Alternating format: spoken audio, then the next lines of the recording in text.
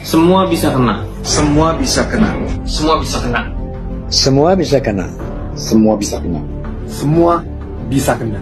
Semua bisa kena. Semua bisa kena. Semua bisa kena.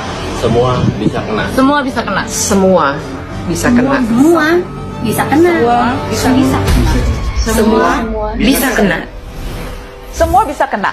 Jurnalis, aktivis, seniman, kreator konten, komedian, ilmuwan, mahasiswa, guru, ibu rumah tangga, petani, nelayan, pedagang, tukang ojek, semua profesi, semua orang, semua yang berpendapat. Pemerintah dan DPR berencana dalam waktu dekat mengesahkan rancangan Kitab Undang-Undang Hukum Pidana.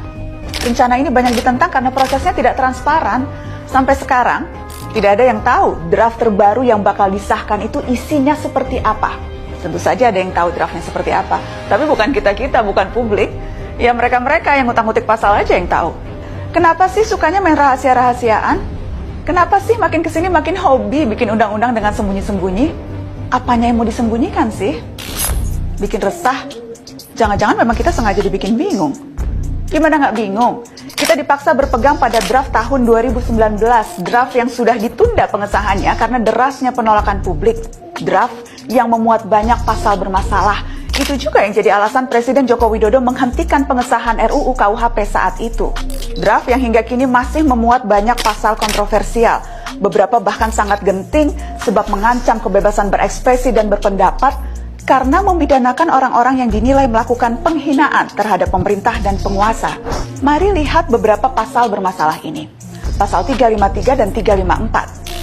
Setiap orang yang di muka umum dengan lisan atau tulisan menghina kekuasaan umum atau lembaga negara dipidana dengan pidana penjara paling lama 1 tahun 6 bulan atau pidana denda paling banyak kategori 2. Pasal 354. Setiap orang yang menyiarkan, mempertunjukkan atau menempel tulisan atau gambar atau memperdengarkan rekaman atau menyebarluaskan melalui sarana teknologi informasi yang berisi penghinaan terhadap kekuasaan umum atau lembaga negara dengan maksud agar isi penghinaan tersebut diketahui atau lebih diketahui oleh umum, dipidana dengan pidana penjara paling lama 2 tahun atau pidana denda paling banyak kategori 3. Sampai di sini paham? Kalau belum, mari kita bedah sama-sama.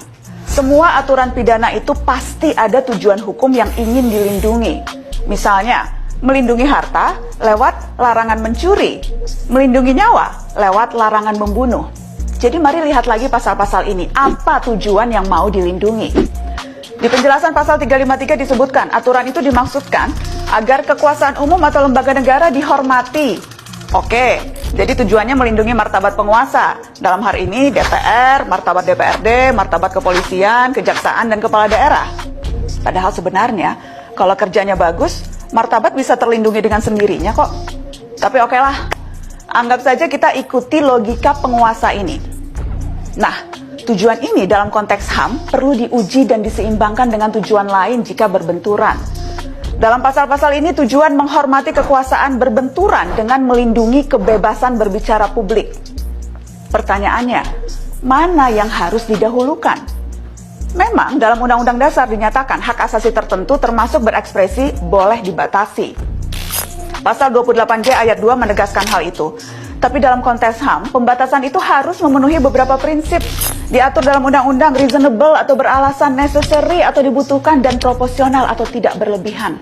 Mari kita lihat.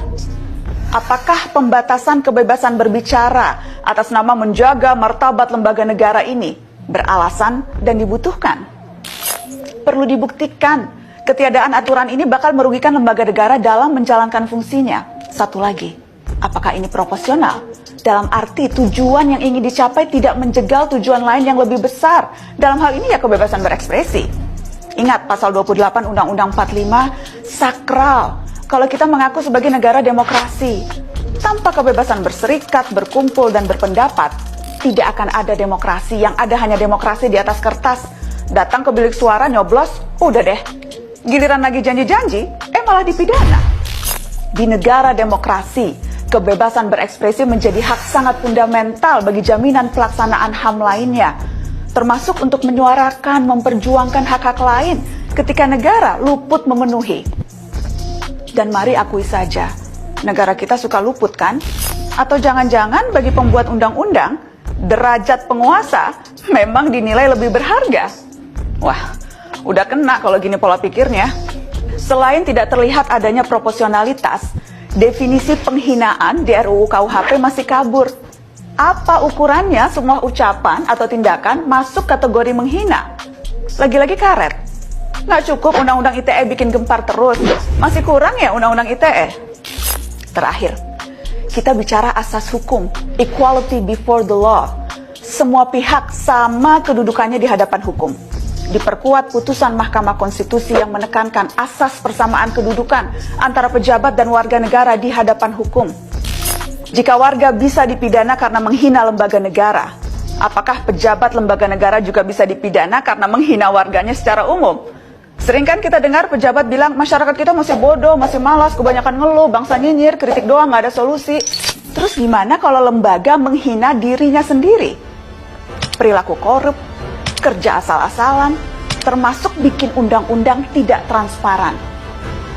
Jangan sampai rancangan kitab undang-undang hukum pidana menjadi hewan liar yang sengaja dilepas, menerkam siapa saja, semua bisa kena, kecuali tuannya sendiri. Ini undang-undang atau plester ya?